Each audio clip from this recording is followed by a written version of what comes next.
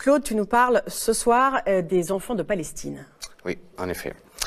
Les autorités israéliennes semblent être en guerre contre des enfants. Je répète, des enfants.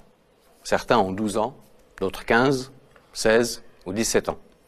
À bien des égards, à 15, 16 ou 17 ans, on est encore un enfant.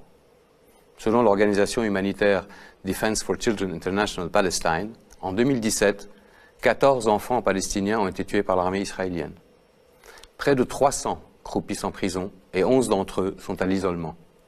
En 2012, le quotidien britannique The Guardian a écrit que chaque année, entre 500 et 700 enfants palestiniens sont arrêtés et jugés par les autorités israéliennes.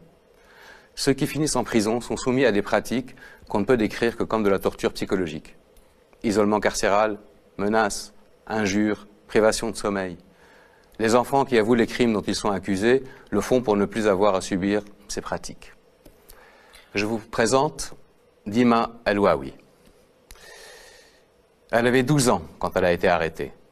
12 ans. Regardez son visage. Le jour de sa libération, il y a près de 2 ans. Regardez ses yeux.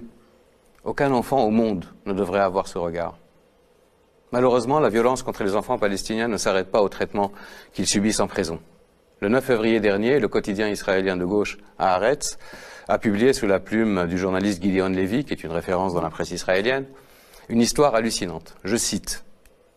Comme à un safari, des soldats israéliens en jeeps traquent un adolescent palestinien et lui tirent une balle dans la tête. Il est difficile de croire qu'un tel acte barbare puisse avoir lieu au XXIe siècle dans un pays qui se prétend être la seule démocratie du Moyen-Orient, par une armée dont certains osent dire encore qu'elle est la plus morale du monde. Un acte qui rappelle l'apartheid en Afrique du Sud ou la ségrégation raciale dans l'Amérique du début du XXe siècle. Pendant des années, cette guerre qu'Israël mène contre les enfants de Palestine a été passée sous silence dans les médias occidentaux. Cette omerta, aussi choquante qu'inacceptable, a été brisée après l'arrestation de Ahed Tamimi. Vous savez, cette adolescente à la crinière blonde et aux yeux clairs, qui est devenue en quelques semaines le symbole de la résistance palestinienne. Cette adolescente, que l'ancien ambassadeur d'Israël aux États-Unis et député à la Knesset, Michael Oren, a soupçonné d'être une actrice engagée par la famille Tamimi à des fins propagandistes. Alors justement, c'est pas du tout une actrice, et tu vas nous rappeler un peu qui est Ahed Tamimi et nous rappeler un peu cette histoire.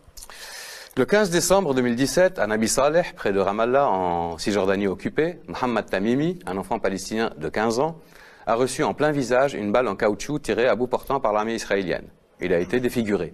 Sa cousine, Ahed Tamimi, 16 ans, a manifesté sa colère en giflant un soldat israélien.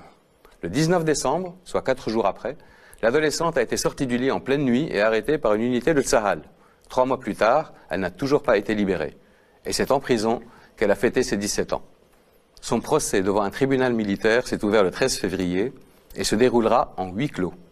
Elle risque 7 ans de prison. Paradoxalement, Yifat Al-Kobi, une femme de la colonie de Hébron, a elle aussi giflé un soldat israélien, mais malgré des antécédents violents, elle n'a pas passé une seule nuit en prison.